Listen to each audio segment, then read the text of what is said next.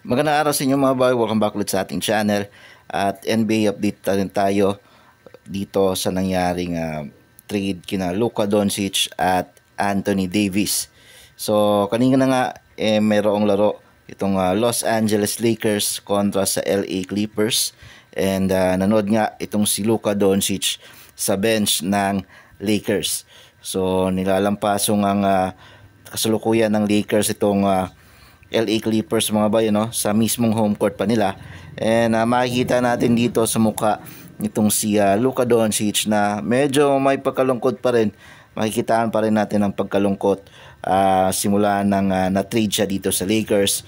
Pero may mga instances din na nakitaan natin siya ng interaction with Bronny James kung saan niya nagtatawanan sila nang makipagsagutan nitong si Bronny James sa isang fan ng LA Clippers. At mukhang nagustuhan niya ni Luka itong intensity na to and pinapakitang laruan ng Lakers sa ngayon. So ngayon nga nasa panglima sa standing sa West ang LA Lakers at posibleng umakyat pa yan sila sa pang-apat kung matatalo nila ng tuluyan ang Clippers sa ngayon. Makikita din natin na meron niyang kaunting interaction din sina LeBron James at Luka Doncic at binibigyan niya nga ng mga pointers at yung mga dapat na malaman ni Luka dito sa kanilang sistema sa Lakers. Samantalang si Kyrie Irving naman mga bayan, nagbigay na ng kanyang reaksyon ukol sa pagka-trade ni Luka Doncic papunta sa LA Lakers. Ayon nga dito kay Kyrie Irving, it's still a grieving process right now.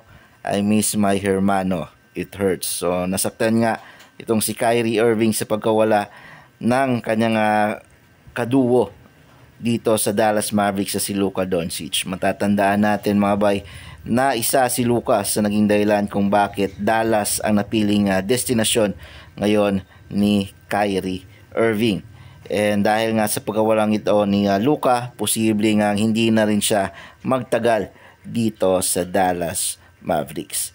So far, hindi pa natin alam kung kailan talaga officially makakapaglaro itong si Luka Doncic as a Laker mga bay. So yan yung dapat nating abangan. Pero ayon sa mga reports, posibleng sa susunod na linggo makakapaglaro na and makita na natin si Luka Doncic na naka LA Laker jersey. Yun lang yung update natin ngayon mga bay. Maraming salamat sa panonood.